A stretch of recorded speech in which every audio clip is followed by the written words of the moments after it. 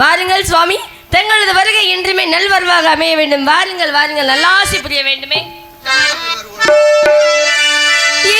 இசை காணும் இசைப்பவரே,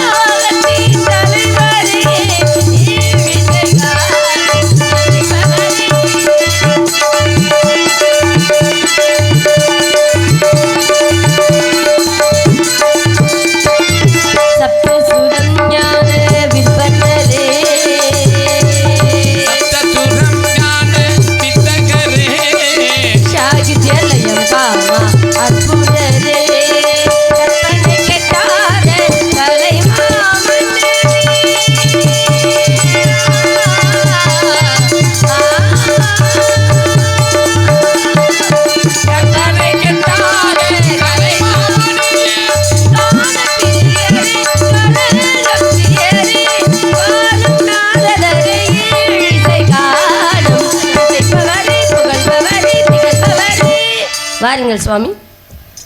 வாழ்க பல்லாண்டு, முகநக நட்பது நட்பன்று நெஞ்சத்துள் அகநக நட்பது நட்பு என்றபடி வந்த உடனேயே முகமலர்ச்சியான வரவேற்பு. வந்தாரை வாழ வைக்கும் வந்தமிழ் நாடு, வேற்றுமையில் ஒற்றுமை காண்பு தமிழர் பண்பாடு. பண்பாடு குறையாமல் வரவேற்றதினாலே அகமகிழ்கிறேன். என்றும் உள்ள தெந்தமிழ் இயம்பி இசை கொண்டான் என்று கம்பர் பாடியது போல, நீர்மையை இனிமை நிறைந்தது எனலாகும் என்று நிகண்டு கூறுவது போல, அழியாத தமிழ் போல் நீ இளமை குன்றாது வாழ்க மகளே. இந்த உலகத்தில் நிரந்தரமானது ரெண்டு பொருள், ஒன்று பரம்பொருள், இன்னொன்று பைந்தமிழ். அந்த தமிழ் போல் நீ வாழ வேண்டும் என்று வாழ்த்துகிறேன். கால் நொந்தேன் நொந்தேன் கடிகு வழி நடந்தேன், யான் வந்த தூரம் எளிதென்று கூணல் கருந்தேனுக்கு அங்காந்த காவிரி சூழ் நாடா இருந்தேனுக்கு எங்கே இடமென்று கேட்டால் அவை மூதாட்டி. அதுபோல் அல்லாமல் அன்பான முகமலர்ச்சியான இந்த இன்பகரமான இடத்திலே அழகான வரவேற்பு நீ கொடுத்ததனால் வாழ்த்துவது கடமையாகும். தமிழும் முருகனும் ஒன்று என்பதை உணர்த்துவதாக என்றவை. தமிழான உருவந்தான் தந்தவான், தமிழான உருவந்தான் தந்தவான், தமிழ் கலையாவும் பெருமானி திருமேனி, தமிழான உருவந்தான் தந்தவானி.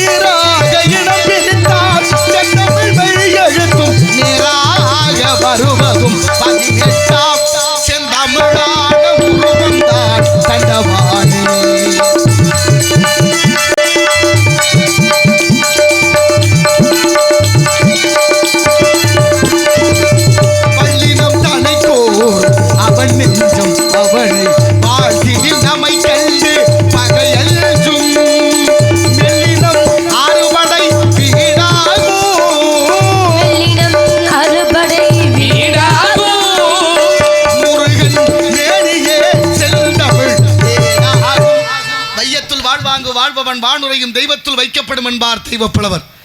பெருமைக்கும் ஏனை சிறுமைக்கும் தத்தம் கருமமே கட்டளைக்கல். கால் நொந்தேன் நொந்தேன் கடிகு வழி நடந்தேன், யான் வந்த தூரம் எளிதென்று கூணல் கருந்தேனுக்கு அங்காந்த காவிரி சூழ் நாடா இருந்தேனுக்கு எங்கே இடம் என்று கேட்டால் அவை மூதாட்டி. அதுபோல் அல்லாமல் அழகான வரவேற்போடு நீ வரவேற்று நானும் வாழ்த்திய விதத்தோடும் அல்லாமல் உன்னை பற்றி சில விவரங்களை நான் அறிய வேண்டிய அவா. அதனால கேட்கவா கேட்கவா கேட்கவா இனிய உளவாக இன்னாத கூறல் கனியிற்ப காய்க்கவர் நேற்று. ஆமா. முப்பில்லா குமரி வாழ்க்கையும் முனையிலா அரசன் வீரமும் காப்பிலா விளைந்த பூமியும் கரையிலா தெரிந்த ஏரியும் கோப்பிலான் கொண்ட கோலமும் குருவிலான் கொண்ட ஞாலமும் ஆப்பிலா சகடு போல அழியும் என்று உரைக்கலாமென் மூத்தோர் சொல் கேட்டு வந்திருந்தாலும் பிள்ளை அரும்பசு கொதவா அன்னம் தாகத்தை திரா தண்ணீர் தருத்திர மரியா பெண்டிர் கோபத்தை அடக்கா வேந்தன் குறுமொழி கொள்ளா சீடன் பாவத்தை திரா தீர்த்தம் பயனில்லை ஏழும் தானே என்பது போல. அதுபோல இருந்தாலும் இவ்விடத்தில் தாங்கள் கேட்க வேண்டும், தகுந்தவாறு பதில்களை அளிக்க வேண்டும் என்று நானும் காத்து கொண்டிருக்கிறேன். கேட்கவா கேட்கவா கேட்கவா அப்படின்னு 3 விதமா சொன்னீங்க. 3 விதத்துக்குமே அர்த்தம் உண்டு. நீங்க கேட்க நான் வந்து பதில் சொல்ல வேண்டும். கேட்கணும், பதில் சொல்றதுக்கு ஆசை. அவா என்றால் ஆசைன்னு ஒண்ணு பொருள் உண்டு, விருப்பம். ஆமா, நான் கேட்க நீ வா அப்படின்னு சொன்னா எப்படி? அங்க இருக்கக்கூடிய பெருமாளை அழைத்தாரோ நீயும் வா நானும் செல்கிறேன் என்று கணிகண்ணனுக்காக காமரு பூங்கச்சி மணிவண்ணா நீ கிடக்க வேண்டாம், காமரு பூங்கச்சி மணிவண்ணா நீ கிடக்க வேண்டாம், கணிகண்ணன் போகிறான், நானும் துணி உடைய சென்னா புலவன் நானும் போகின்றேன், நீயும் என்னுடன் உன்னுடைய பைனாவப்பாயும் சுருட்டி கொண்டு வா. சுருட்டி கிளம்புனாரு. அப்படி சொன்ன போல சொன்னவன் செய்த பெருமாள் அவனுக்கு பேரு. அப்படி சொன்ன போல நீங்க சொல்லணும், வரணுன்றதுக்கு நீங்க கேளுங்க. கடைமுறைப்படி நானும் வந்து பதில் சொல்றேன்.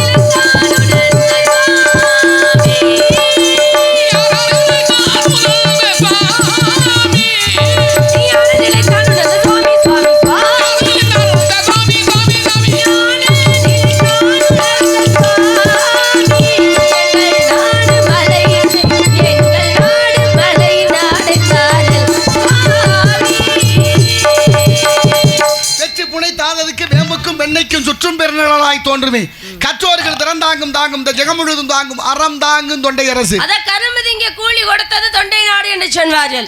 தொண்டை வள நாடு மேற்கே பவளமலை வேங்கடம் நேர்வடுக்கு ஆர்க்குபதி அணிகளுக்கு தெற்கேப்பனாகி திகழ்வது காதம் சொல்லி வைத்தார்கள். கற்றொண்டை நாடு நாடு என்று பண்டை புலவர்கள் பாடி வைத்த நாடு. அதை விட அழகான நாடு சோழவள நாடு சோறுடைத்து, பாண்டிய நாடு முத்துடை, சேர நாடு வேலை முடித்து, தொண்டை நாடு சான்றால் உடைத்து என்று பெருமை கொண்டது. கண்ணல் மொழி மின்னல் இடை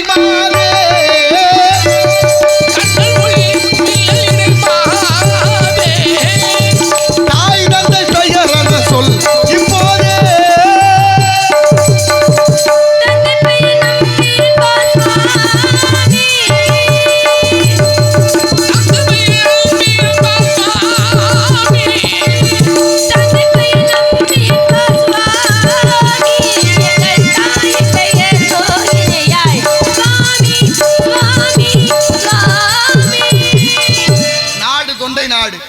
நிலம் குறிஞ்சி அமைத்திருப்பது, பலன் பேசுவது, தமிழ் வணங்குவது, குகன் நாட்டின் தலைநகரம் மேற்பாடி. இப்ப இருக்க ஊரு, இப்ப இருக்கிறது சிற்றூர். ஆமா, காஞ்சிபுரம், திருவெக்கா, குமரக்கோட்டம் என்ற மிகப்பெரியது. அங்க ஏகாம்பரேஸ்வரன் ஒரு கோவில் இருக்கு. சரி, ஏகாம்பரேஸ்வரன் ஏன் பேர் வந்துச்சுன்னா, ஆமா ஏகாம்பரம். இங்க ஒருத்தர் இருக்காரா? அப்படியா? இவெல்லாம் சேர்த்து வச்ச பேர், புனை பெயர். ஆமாம், அடைமொழி பெயர்னு வைக்கிறது, காரண பெயர். காரண பெயர். அங்கே ஏகாம்பரேஸ்வரன் ஏன் வந்துச்சுன்னா, ஒரு மாமரம் இருந்ததா, மாமரத்தினடியில பராசக்தி தவம் செய்தார். சரி, அந்த அந்த தவம் செய்த மாமரத்துக்கு பேரு ஆம்பரம்னு பேரு. அமராவதினு ஒரு ஆறு ஓடுதுல கரூர்ல, அமராவதி வந்து ஆம்பராவதினு இருந்தது. ஆம்பரம்னா மாமரங்கள், 2 மருங்களையும் மாமரங்கள் அதிகமா இருந்ததுனால அந்த நதிக்கு பேரு ஆம்பராவதி. அது மருவி அமராவதி ஆனது. அதுபோல அங்கே ஒரு மாமரம், ஏகம்னா ஒன்று, ஆம்பரம்னா மாமரம், ஒத்த மாமரம், அதான் ஏகாம்பரேஸ்வரர்னு பேர். இப்போ காஞ்சிபுரத்தில் காமாட்சின்னு ஒருத்தி இருக்காளே, காமாட்சி கையில் கரும்பு இருக்க, காமத்தை ஆட்சி செய்யக்கூடியவள். ஏற்கனவே மன்மதன் கையிலே கரும்பு, அடுத்து பட்னத்தார் கையிலே கரும்பு, அது பேய் கரும்பு. அந்த கரும்பு முழுமையா என்னைக்கு இனிக்குதோ அன்னைக்கு முக்தின்னு சொன்னார். கொள்ளுத்தாட போது இனித்தால் உனக்கு பேரின்ப முக்தி கிடைத்து விடும் என்று சொன்னார். காமாட்சி கையில கரும்பு வர வேண்டிய காரணம், அன்று காமனை தகனம் செய்த இடத்துல உருவானவள் காமாட்சி. காமத்தை ஆட்சி செய்யணும், இனிமே யாருக்கு வரக்கூடாது என்பதற்காக நியதியாக காஞ்சிபுரத்துக்கு வந்து தபம் செய்து இறைவன் திருவருளை பெற்றதனாலே காமாட்சி கையில கரும்போடு இருக்கிறார். ஒவ்வொன்றுக்கும் ஒரு காரணம் இருக்கு. காரணம் இல்லாம தோரணம் கட்டுவதே கிடையாது. அந்த தோரணம் கூட பாருங்க, அப்பொழுதெல்லாம் மாவிளையிலும் வேப்பிலையிலும் வந்து தோரணம் கட்டி வச்சோம். ஏன்னா கூட்டங்கள் கூடும் பொழுது அந்த நச்சு காத்து, நம்மளுடைய சுவாச காத்து நச்சு காத்தா வெளியேறுமா, அந்த நச்சு காத்தை ஈர்த்து கொள்வது மாவிளையும் வேப்பிலையும் வைத்தார்கள். ஆனா இப்ப அப்படியே தோரணம் கட்டலாம், எல்லாம் மின் விளக்குகளா தோரணம் கட்டிட்டு எங்கிட்ட நச்சு காத்து போயிருக்கிறது. பிளாஸ்டிக்ங்கிற நெகிழியில வந்துருச்சு எல்லாமே. மாதடைப்பு வருது, ரொம்ப வேர்த்து கொட்டுது, தாங்க முடியலன்னு பல பேர் அவஸ்தைக்கு உள்ளாவது. நாகரிகங்கிற பேர்ல வீட்டுக்கு முன்னால நிலப்படியில மாவிலை கட்டணும். மாவிலைய உண்மையிலேயே மரத்துல இருந்து பறிச்சாந்து கோர்த்து கட்டினா அது நமக்கு நல்லது. ஆனா இப்ப அந்த பிளாஸ்டிக்ல தை மாச பொங்கலுக்கு கட்டுவோம், வருஷ பருப்பு கட்டுவோம், இதெல்லாம் வழக்கமா வச்சிருந்தோம் நம்ம அந்த மாவிலை கட்டுறது.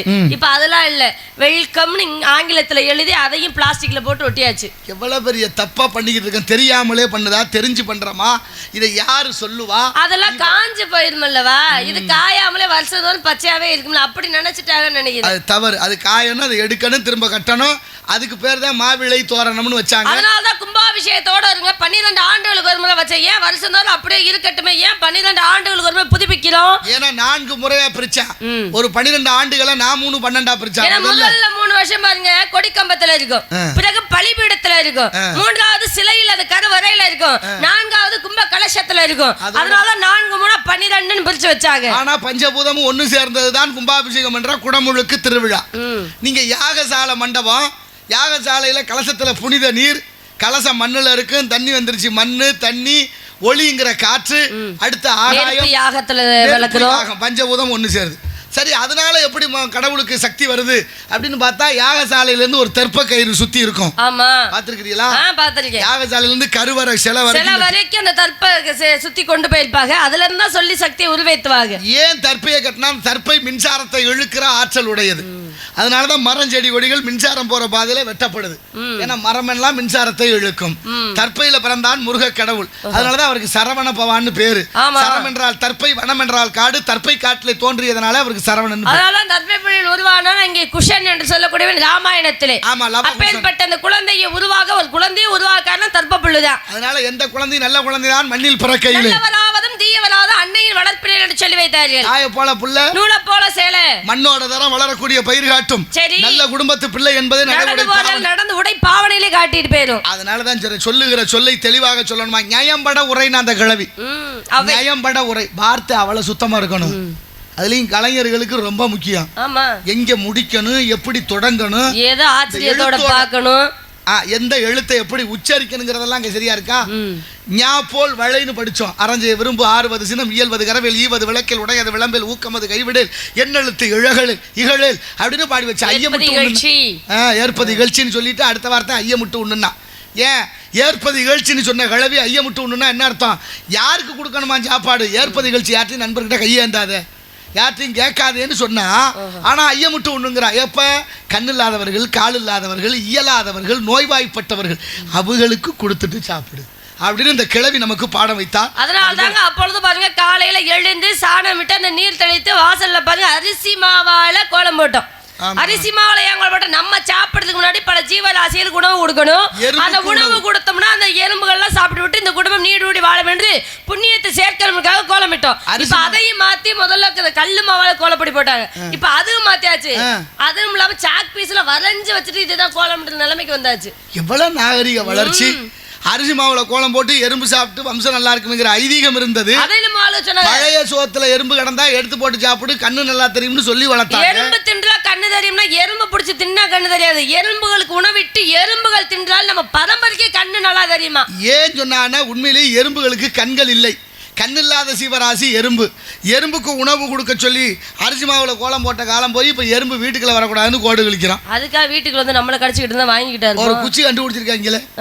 நீங்க வீடு கட்டும் போது அத்தனை சிந்தனையோடு பஞ்சபூத தத்துவத்துல கட்டணுமா. அப்பதான் மற்ற பிராணிகள் உள்ள வராது. வீடு நம்ம வீடுங்கிற பாச்சா கரப்பான் பள்ளி எல்லாம் குடியிருக்குது, அதுக்கும் வீடா? எங்க பள்ளிகள் இல்லாத வீட்டுல முத குலதெய்வமே இருக்காதுன்னு ஒரு ஐதீகத்தை வச்சிருக்காங்க. பள்ளிகள் முத வீட்டுல இருக்கணும், சத்தமிடணும். நம்ம நினைக்கிறது நேர்மறையா இருந்தா ஒரு சத்தம் கேட்கும், எதிர்மறையா இருந்தா இருந்தாலும் ஒரு சத்தம் கேட்கும். பள்ளிகள் அந்த வீட்டுல இல்லைன்னா முதல்ல தெய்வமே இல்லைன்னு முதல்ல கண்டுபிடிக்கிறாங்கல்ல. தெய்வ அருள் தெய்வீக கடாட்சியம் இருந்தால் தான் வீடு வீடாக இருக்கும்.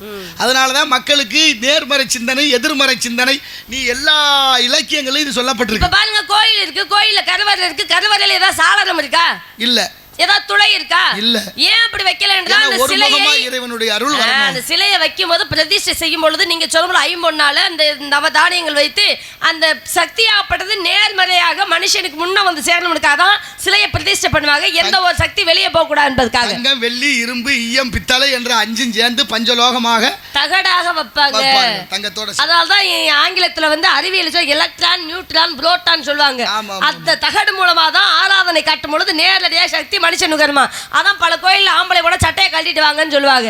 அந்த நேர்மறை சக்தி நேரடியா கிடைக்கணும்ன்றதுக்காக கேரளா முழுவதும் சட்டை கழட்டுறோம். திருச்செந்தூர் ஒரு இடம் தான் நம்ம தமிழ்நாட்டுல சட்டை கழட்டிட்டு வருவாங்க. ஒரு சில பேர் கழட்டிட்டு வருவாங்க. அது அங்க ஐதீகம் இல்லாம இருக்கு. ஆனா ஒரு சிலர் அது ஏன்னா அந்த ஆற்றலை உள்வாங்க வேண்டும் என்பதற்கு அது வந்து நவபாசான சிலை.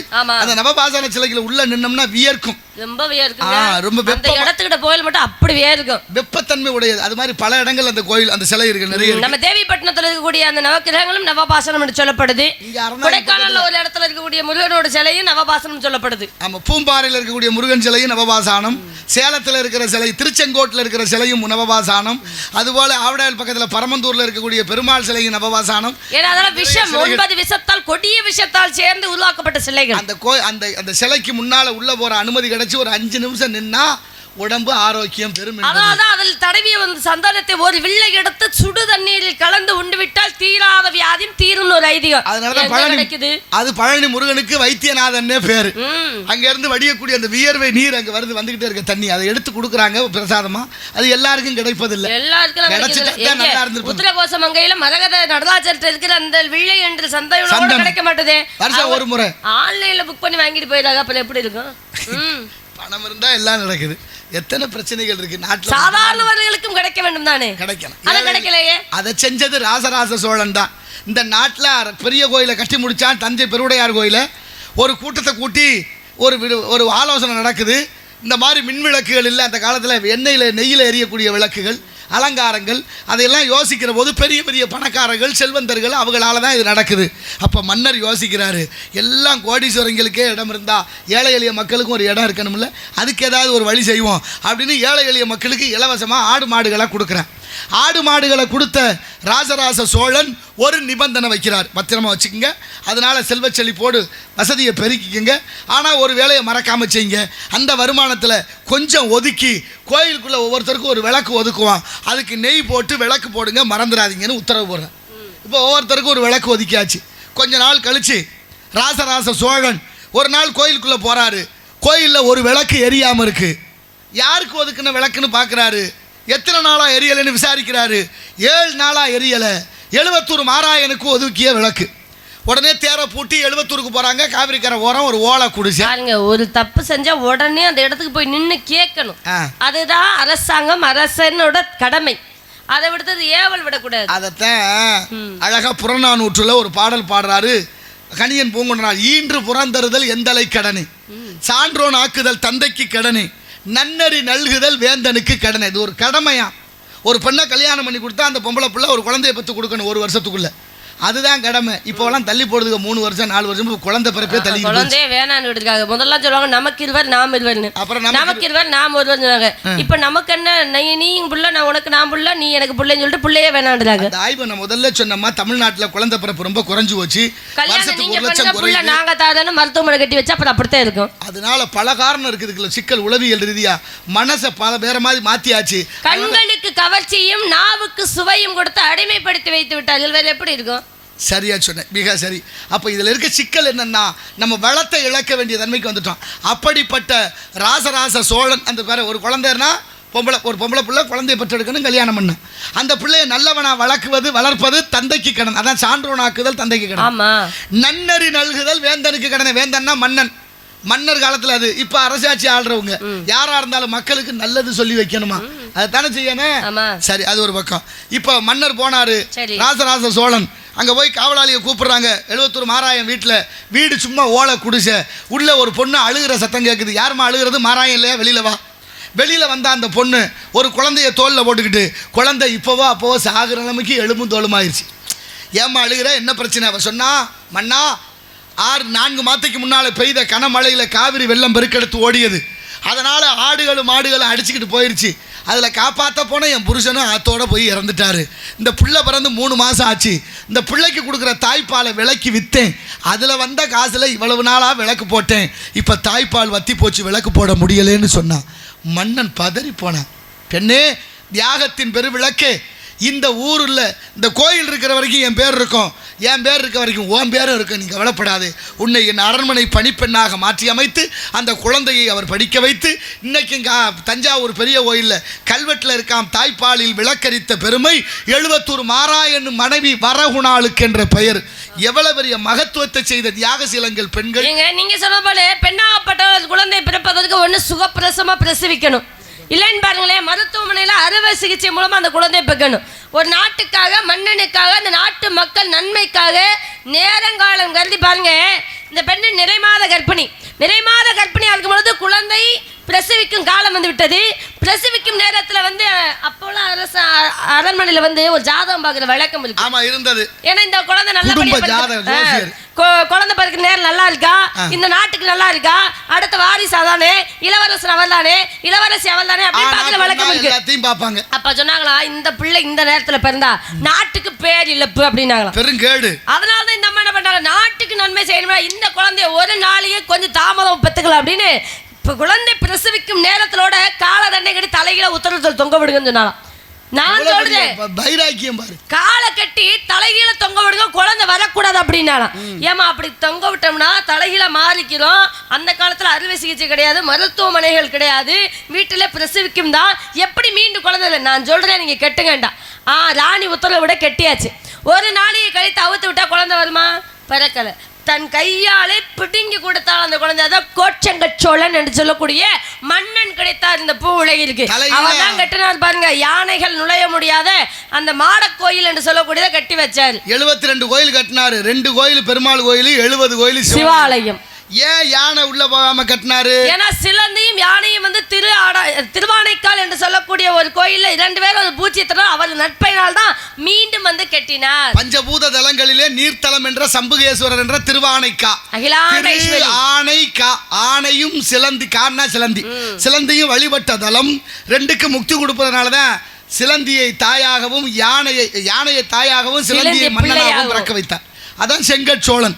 அந்த வைராக்கியம் வேணும்ல, முன்ஜென்ம வினை பயன். அதாவது கண்கள் ரத்தம் குருதி அப்படியே வெள்ளம் நிறைந்தது போல் வந்தனா கோச்சங்கச்சோழன் அவனுக்கு பேரு. உயிரினங்கள் அனைத்து வழிபட்ட தலங்கள். வழிபட்டதா ஈங்கோய் மலை, எறும்புகள் வழிபட்டதா திருநாரையூர் அப்படின்னு பேரு. பொல்லா பிள்ளையார் அங்க இருக்கார்ல, திருநாரையூர்னு பேரு, திருநாரையூர்னு பேரு. அதனாலதான் இன்னைக்கு பொற்றாமலை குளத்துல மீன்கள் வாழாது நாரை வாங்கி காலையில இருந்து தவம் செய்து சொக்கநாத பெருமானை வேண்டிக் கூட எனத்துக்கே அந்த ஆசை வரக்கூடாது, இந்த குளத்துல மீன் வாழக்கூடாதுன்னு. அதாவது இன்றளவு பாருங்க, பொற்றாமலை மதுரை மீனாம்பிகை குளத்தில் உள்ளதுல மீன்கள் ஜீவராசிகள் வாழவே வாழாது. இன்னைக்கு ஞான சம்பந்த பெருமானால் கூன்பாண்டியனுக்கு வெப்பு நோய் போவதற்கு அடுப்பு சாம்பல் எடுத்த வழக்கம் இன்னைக்கு மீனாட்சி அம்மன் கோயில்ல அந்த குழுவையில பாருங்க விபூதியே இருக்காது, ஆனா தொட்டு எடுத்தோம்னா வந்துடும். ஆனா அங்கதான் அடுப்பு சாம்பலை கொண்டு வந்து இன்னைக்கும் கொட்டிக்கிட்டு இருக்காங்க. மடப்பள்ளியில இருந்து அடுப்பு சாம்பல் இன்னைக்கு. இந்த ஐதீகங்கள் உத்தரகோசமங்கல பாருங்க, குளத்துல தீப்பற்றி எரிந்ததா 999 புலவர்கள் இறந்து விட்டார்கள், ஒருவர் மட்டும் ஏடுகளை வைத்து காத்து கொண்டிருந்தார். அந்த மாணிக்கவாசகர் அந்த குளம் தீப்பற்றி இருந்தா இன்னும் அங்கேயும் கூட ஜீவராசி வாழாதுன்னு ஒரு ஐதீகம் இருக்கு. ஆமா, இருக்கு. ஏன்னா மண்டோதரிக்கு திருமணம் நடந்த இடம்.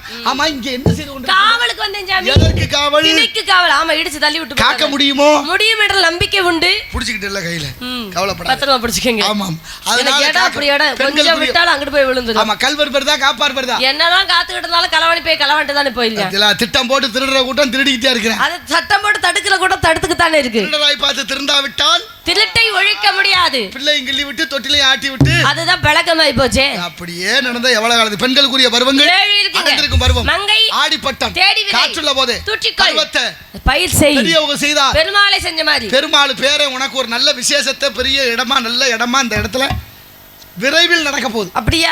என்ன விசேஷம்? நல்ல விசேஷம். அதே நல்ல விசேஷம். என்ன விசேஷம்? தோரணம் கட்டி விளக்கு எல்லாம் போட்டா ஊர்ல விசேஷமா? விசேஷம் தான். வீட்ல மூர்த்த காலம் மின் விளக்கு வச்சிருக்காங்கல்ல, காது ஊத்து அதெல்லாம் குத்தி வச்சு 2வது படிக்கலையே. இது காது ஊத்து இல்ல, அப்புறம் இது திருமணம் நடக்க போகுது. திருமணமா? ஆமா. யாருக்கு? தலையிடவா? அதனால யாருக்கு திருமணம்? பர்வகாலத்தை வீணாய் ஆளாக்கி விடலாமோ அம்மா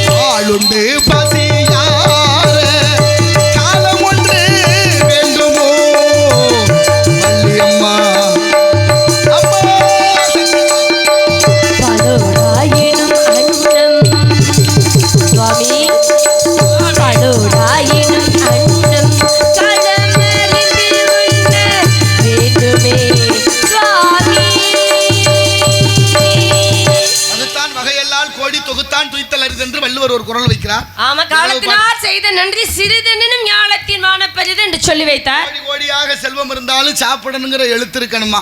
மருத்துவர்கிட்ட போனா அரிசியே தொடாத, உனக்கு சக்கரை அதிகமா இருக்கு. பிள்ளை பண்டு பதார்த்தம் ஒரு மனிதனுக்கு நல்வாழ்வை பயக்கும் என்று சொன்னாரு. அருமையான பிள்ளைகள் மனைவி அதை விட பண்டுன்னா அந்த வீடு வாச பதார்த்தம்னா எல்லாத்தையும் சாப்பிடுற அளவுக்கு மனுஷனுக்கு கொடுப்பனை இருக்கணும். அந்த கொடுப்பனை இருக்குங்கிறதுனால தான் சொல்றேன், விதியை வெல்வதற்கு மதி என்ற அறிவோடு உனக்கு ஒரு மாப்பிள்ளை பார்த்து வந்தேன். மாப்பிள்ளை பார்த்து வந்தீரா? பெரிய மனுஷன் பார்த்து வந்த மாப்பிள்ளை ரொம்ப பெருமையாத்தான் இருக்கு. பெரிய குடும்பமா? வசதி வாய்ப்புலாம் நிறைய இருக்குமா? சொந்த வீடு, உலகமே அவர் வீடுதான். அப்படியா? அரசாங்க உத்தியோகத்துல வேலை? அரசாங்கமே அவர் நம்பித்தான் இருக்கு. எப்படி ஒரு மாசம் 2 லட்சம் சம்பளம்? லட்சம் இல்லம்மா, கோடிக்கணக்கில். குடிக்காத மாப்பிள்ளையா? அத பத்தி அவருக்கு தெரியவே தெரியாதா? அப்பாடி இத கேட்கல கொஞ்சம் மனசுக்கு சந்தோஷமா இருக்கு. தாகம் எடுக்கும், குடிச்சிட்டே ஆகணும். அந்த தண்ணீர் கிடையாது, வேற தண்ணீர்கள் எல்லாம் குடிக்க கூடாது. அப்பேற்பட்ட மாப்பிள்ளை பிடித்திருந்தா முத மாப்பிள்ளை இந்த பிள்ளை கேக்கறலாம் சரிதான். இந்த பிள்ளை என்ன இருக்கு? நல்ல மனசு இருக்கு சாமி. மனசை வச்சு என்ன பண்றது? யாரு ஏன் அப்படி சொல்றீங்க? நல்ல மனசுதான், நல்ல குணமான பிள்ளையா, நல்ல மனமான பிள்ளையா, வீட்டுக்கு தகுந்த பிள்ளை அப்படிதானே பாக்குறாங்க. மனசு இருந்தா மார்க்கம் இருக்கு. அப்படி சொல்லுங்க. அதை விட மாப்பிள்ளை கேட்கிறவங்க சொல்லணும், படிச்சிருக்கானா அதை குடிச்சிருக்கானா அப்படிலாம் கேட்காம நல்ல மாப்பிள்ளையா கேட்டு கட்டி அறுபடை வீடும் அருள் வழங்கும் முருகா அருகே நீ ஓடோடி வா. முகம் சொல்லிக்கார் 2 கரங்களோட ஆதரவு தரவோடி வா.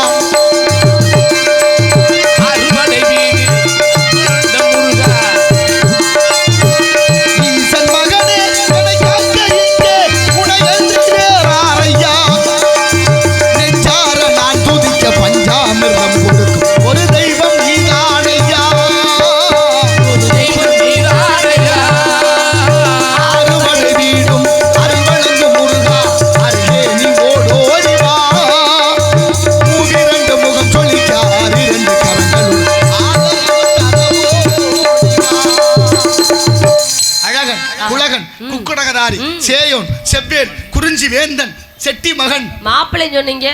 அடுத்த புருஷனை பார்த்துட்டு வந்து மாப்பிள்ளையா? 90 வயசு ஆனாலும் எங்க தாத்தா பட்டு சட்டை பட்டு அப்படிலாம் போயிட்டு அந்த மாப்பிள்ளை தான் சொல்லலாம். ஆம்பளை அருகம்புல்லு 2வது அன்மா கட்டிக்கு ஏங்க ஒரு மாப்பிள்ளை ஆம்பளை அருகம்புல்லுமா வெட்ட வெட்ட வந்துட்டே இருப்பேளோ, தலைச்சிட்டே இருப்பாரு. இருக்கட்டும். ஆனா இந்த மாப்பிள்ளை எனக்கு வேணாம், பிடிக்கல. அழகு இல்லையா? அழகு இருக்கு. அறிவு இல்லையா? நிறைய இருக்கு. ஆற்றல் இல்லையா? அதெல்லாம் சொல்ல குறையில்லாம இருக்கு. ஆத்த கண்டியா, அழகர கண்டியா, அவ அக்கா மூத்தவள கண்டியா. மூத்தவ யாரு? போனா போகுது மச்சினம் பொண்டாட்டி. நான் சம்மதமே சொல்லல. மச்சினம் பொண்டாட்டி மாமா பொண்டாட்டி வரமுறை கொண்டாட வந்துட்டாரு. மச்சாச்சி நிச்சயம் மன்னியாச்சு. நான் சொல்லணும் சம்மதம். மீறி எதுவும் நடக்காது. அந்த காலத்துல சொன்னாங்க மாப்பிள்ளை பார்த்துட்டு வந்திருக்கோம், தயாராகிக்க கல்யாணத்துக்கு. சரிப்பா அப்படின்னு சொன்ன காலம் போக இப்ப அப்படி இல்ல. நான் மாப்பிள்ளைய பாக்கணும், நான் வந்துட்டு பேசணும், மீட்டிங் இதெல்லாம் இருக்கு. தெரியுமா தெரியாதா? அதனால நான் மாப்பிள்ளை நேர்ல பார்த்தா இந்த மாப்பிள்ளை எனக்கு வேணாம். நம்ம வாழும் காலம் தான் எனக்கு இந்த மாப்பிள்ளை வேணாம். சொல்லுமே வார்த்தை கேளம்மா. அவசையை நீ விடுத்து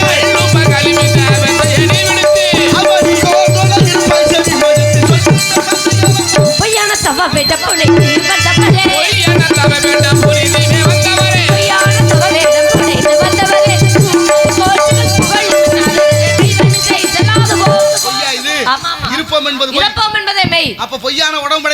பார்த்து உனக்காகவே நான் சொன்னேன் ஓகோ இதச்சினமே மனக்கவலை கொள்ளாது மாநிலத்தில் இயல்புதான் சொல்லு எனக்கு பறிந்து கொண்டு இசைக்க வந்தது போதும் எனக்கு பறிந்து கொண்டு இசைக்க வந்தது ஏன் பறிஞ்சு வந்து சொன்னேன் பரிந்துரைதே இப்ப ரொம்ப முக்கியமா இருக்கு எனக்காகவா கண்ணன் சொல்ல கௌரவர்கள் கேட்கலை ஆஹா வீரபாகு சொல்லை சூரபதுமன் கேட்கலையே அனுமனே போய் சொன்னாரே ராவணன் கேட்கலையே நாளைக்கு இந்த உலகம் என்ன சொல்லும் என்ன சொன்னாங்க? நாரதர் சொல்ல வள்ளி கேட்கவில்லை என்ற அவப்பெயர் அப்பெல்லாம் சொல்ல வேண்டாம் மாட்டாங்க. வேறொருவரும் இல்லை மேதினியில் சொந்தம் ஆறு முகல சந்தாலை வாயவரமணந்தல் சொல்லும் தந்தைகளும். பெரிய குடும்பம் நினைச்சேன் பெருமையாவும் சொன்னேன் இதெல்லாம் கேட்க முடியாதுன்னு சொன்னாலும் உங்களுக்கா பட்டம் தரலான்னு ஒரு ஆசையோட இருக்கேன் எனக்கு ஒண்ணு நீ பட்டம் தர வேண்டாம் என்னங்க நான் சின்ன பிள்ளை இருந்தாலும் இந்த இடத்துல நான் கொடுக்கறது வேணாம்னு சொல்றீங்களே என்ன பெரியவர்ல பெரிய பட்டம்? பெரிய பட்டம் எனக்கு- குட்டி கொட்ட பாத்தீங்கள் கோத்திரத்தி முறையோ குட்டி குட்டி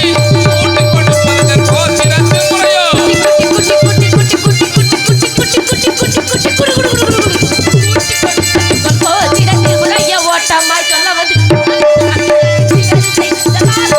பட்டை எப்படி நல்லா இருக்கா நல்ல மனிதனுக்கு புள்ள வரதுக்கு பிரம்மனுக்கு புள்ள வந்திருக்கிறத பாரு அடுத்த உபசர பார்த்துட்டு கூட்டி கொடுப்பதங்கள் கோச்சிரத்திலும் இல்லை கூட்டி கொடுப்பதங்கள் கோச்சிரத்திலும் இல்லை உன்னை காட்டி மனம் முடிப்பெண் நாரத முனி அறிவில்லா மனச்சிறுமியை இன்று பொழுது அஸ்தமனமாவதற்குள் அந்த சிக்கல் சிங்கார வேலை அதுவே சிக்கல். ஆமா உன்னை திருடி கொண்டு போக சொல்லவில்லை என்றால் எந்த அதையும் பார்க்கணும் நாடகமும் அல்ல. அதுல திருட்டுத்தனம் பார்ப்போமா பார்க்கலாமா? உள்ளங்கவர் கல்வன் கட்டிக்காரியோட பொய்யும் புரட்டு 8 நாள்ல தெரியும் ஓம் புரட்டு 8 நாளிகைக்குள்ள தெரியும் பார்க்கலாம், பார்க்கலாம். வருவான் வைத்தியநாதன் மகன் வர்றாரு செல்லுஞ்செல்லாதி செட்டியார் மகன் அது அப்படியா? வரை இரு என்ன இருக்கு சத்தியம் பத்தியமா சத்தியம் சத்தியம் சிறுதீனவே பெருதீனியா தின்னுக்கு நீங்க வேற எங்க இருக்கு பத்தியம் இருக்குல்ல நான் பத்தியம்லாம் இருந்தது இல்ல சாமி வருவான் அந்த வைத்தியநாதன் அளவுக்கு உடல்நிலை சரியில்லாம போனது இல்ல அதனால இருக்கட்டும். முருகா வேலவா கண்டா கடம்பா